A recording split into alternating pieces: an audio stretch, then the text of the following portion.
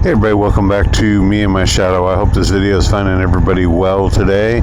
As you noticed, I've got a little bit of a different camera angle. I'm trying out a camera that I've had for a while. I've done a few experiments with it, but we're all Insta360 today. I've got my X3 up here and my R1 down here on the helmet, so I guess we're saying goodbye to GoPro. Anyway, enough technical jargon.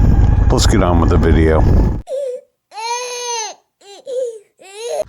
So we are almost to 2,000 subscribers. A little under 300 to go, and I'd appreciate if you haven't subscribed to the channel to feel free to do so, as we love subscribers, we love the community. Oh, it feels so nice this morning. Once you get going and the wind starts hitting you, man, it's beautiful. I got my Bond Armor summer shirt on, and so I am fully protected except for my gloves. Yes, I know, we'll get those on in a minute. Can't believe I forgot those. I was talking to a coworker of mine. We got into a discussion about riding motorcycles, because he was asking me what I do for fun, and I was like, well, this is what I do for fun. Ride my motorcycle, talking to my helmet a lot. And he was kind of impressed, but his main question that brings up the topic of this video today was a pretty simple one. He was like, so do you like wear the headscarf and the chains, and do you belong to a biker club? And I said, what? And he was like, oh, so you don't consider yourself a biker? I was like, what? And it was something that never really crossed my mind, as far as, I don't know, am I a biker or am I someone that rides a motorcycle? Because it's never really been important to me. I have never been one to click into trends, so to speak. In other words, I didn't ride a motorcycle. Yes, we all like to look cool, of course, but that's not why I bought a motorcycle. I bought a motorcycle to ride. So of course, I'm now putting on my gloves because that's important. We're not fully geared up unless we have our gloves on, because guys, when we fall, what's the first thing that we put down? These. So we're going to put our motorcycle gloves on here real quick. If you guys ever have any questions about any of the gear I wear, from the helmet to the gloves to the shirt to anything like that, just let me know. I'd be more than happy to assist you in any way I can. Now that we're fully geared up, we can continue this ride. So, do you consider yourself a biker? Or do you consider yourself someone that just rides a motorcycle, a motorcyclist, a motorcycle enthusiast, what have you? I think most people know that watch this channel that I consider myself a motorcyclist. I'm not really a biker, and the label doesn't really matter. But just food for thought on that. I was just wondering what people thought, if there's any thought to that at all. So does complacency...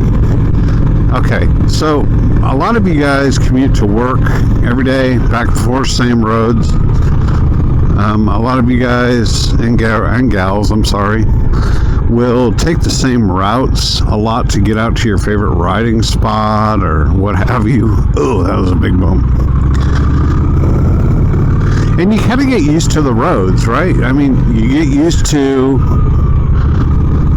now there's this turn coming up here and blah, blah, blah, blah, blah. And we're riding down these roads that we're very familiar with. And I was wondering, do you ever get complacent? Because I do. I find myself, like, I will watch, I was watching, who was I watching the other day? Craig Ripley on Living Off the Slab. One of my favorite YouTube channels. Sorry, Craig. I don't know him personally, but if he ever watches this, I don't want him to be insulted by me. Anyway, so Have you ever noticed a difference? Like, okay, if you're going somewhere you've never been before, obviously you're paying a heck of a lot more close attention to the road than you are on roads that are familiar to you. And I think that complacency breeds danger, Will Robinson, danger. This video that he shot was where he was driving through a town center to get out to where he likes to ride. He said he's between his commute to work and everything else. Grass clippings right there. Look at all those grass clippings. Guys, if you see those, stay clear. They are ice to motorcycles. Anyway, I digress. Actually, that was a good segue into what I'm talking about. I've ridden this road 1,000 times. Anyway, he was pointing out all the different things that you should be aware of and be cognizant of when you're riding. Because let's face it, like I've said a billion times, I'll say it again, we all just want to go out, have fun, and ride, see the scenery. But at the end of the day, we all want to come home safe. Right? We don't want our bike messed up. We certainly don't want ourselves messed up either. So, complacency can breed danger. And I decided to go ahead and take some familiar roads this morning to kind of point out some things, hopefully, that may come up that we may not think about because we've been down that same road 1,000 times and we've never really thought about it much, you know? I mean, we see the same cars parked on the side of the road in the exact same spot that they've been parked, in some cases, for years. And we just take for granted that car is just parked. There's nobody in that car getting ready to leave. And then we kill the bike. Gee, many Christmas. That's a professional move right there. That probably will not be edited because I don't want you guys to know how professional I really am. Wow. I haven't done something like that since if you guys could see me right now, I'm very embarrassed. Anyway, that's something I would do on a group ride. Always be looking ahead. Don't be stare at your turn when you go to make the turn, but beforehand, like this car right here, I know it's turning left. Make a judgment call on this next car coming up here. Is he going to turn? No. He's going to turn right. Do you have enough time? Because if you don't look far enough ahead, it's hard to judge the speed of traffic, right? And when you're riding through neighborhoods and small town areas and stuff like that, not only can we be complacent as motorcyclists, but other drivers are very complacent too. Keep in mind, they've been on this same road for hundreds of years as well, so they're not expecting anything odd to happen.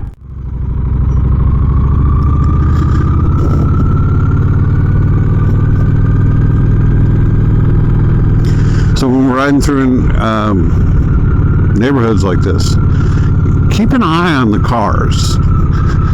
Cars that are parked at the curb, even cars in the driveway, right? Let's go down this street, see if we can come up with some examples. So as I approached coming down here, I'm scanning ahead of me. I'm looking at the cars. I'm also keeping an eye on the road. Keep my head on a swivel. Kind of looking inside the cars to see if there's anybody in the cars. Watch for brake lights, watch for tail lights, watch for people backing out. Because they might not be really watching for you. And these cars that are along the side of the road that are parked on the curb, like right back there, keep an eye to see if they're running. Because if they're running, that means probably somebody's in it and they're going to either open their door and door you to death, or they may pull out. And it might just be that they decide to pull out, they look in their mirror, but you happen to just be in their blind spot right at the moment that they turn out. So just be careful, guys, because I want everybody to come home safe. That's all I'm saying. I wanted to mention something, a comment from I think he's a subscriber. I don't know. I have no way of knowing. because I don't check to see if someone's subscribed or not. I think there's a way you can do it somewhere on YouTube, but I mean, I know certain people are subscribed, but when you get to a certain number of subscribers, you don't know if they're just passing by and commenting. A lot of people like to do that, and that's great. Or if they've decided to subscribe to the channel. Anyway, I digress off all that. What I'm trying to say is I got to a comment that was excellent. And sir, I'm sorry, I'm not going to mention your name. Number one, I don't know if you'd want me to mention your name, even though you did leave a public comment. But I just don't know, so I'm not going to go there. See, that's what we're avoiding down there. Yes, we're riding around in circles with Tim. I'm changing the channel name to Riding Around in Circles with Tim and Avoiding Trains. All right, back to the comment. So the comment I got was a good one. He said that he'd owned several different motorcycles. He'd owned Harley Davidson, he'd owned Yamaha, he'd owned, I believe he said Kawasaki. And it wasn't until, and sir, I'm paraphrasing your comment, but I think I got the gist of what you're trying to say. It wasn't really until he got a Honda Shadow that he realized the reliability of the motorcycle and how much fun it actually was to not be spending money and actually, with your spending time with your bike down.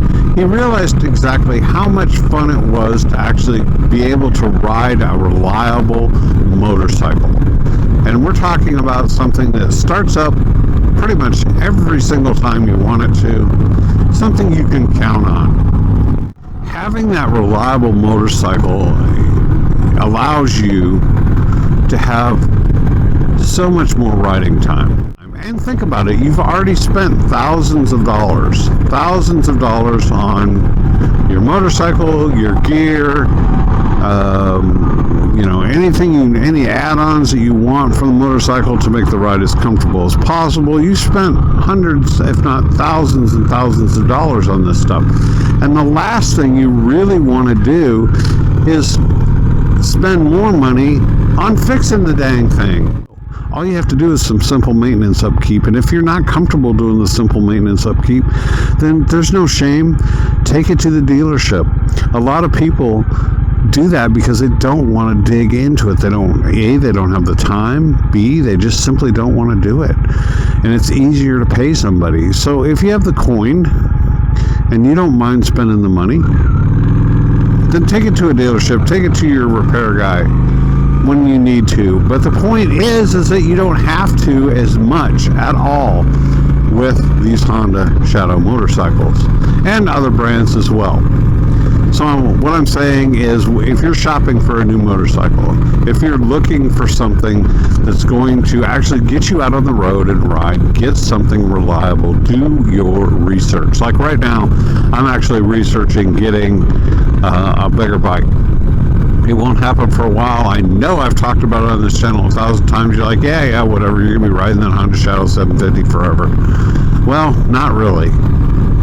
The itch to be able to get out and travel with my wife and take some long distance trips is growing and growing and growing. And take you guys along with me for that ride. And I'm narrowing my search down. But I'm doing a ton of research. I'm listening to a lot of opinions. And that's what you really need to do, because hopefully what happens is you buy the bike that's going to last you for a long, long time. It's going to suit all of your needs.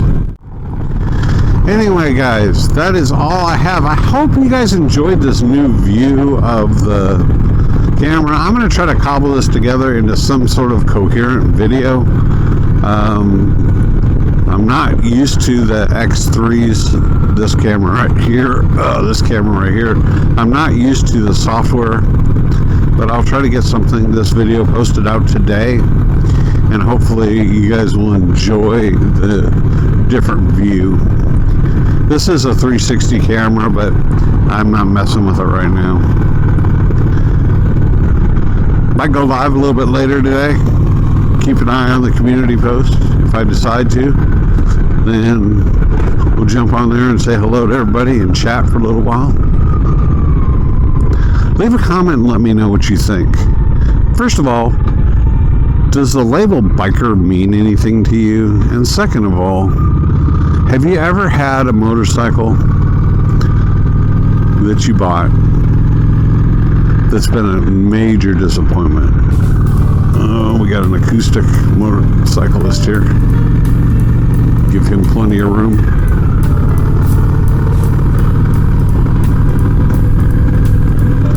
I'm getting more exercise than him because I'm going faster. My chain drive is working hard. God, what a beautiful day, guys.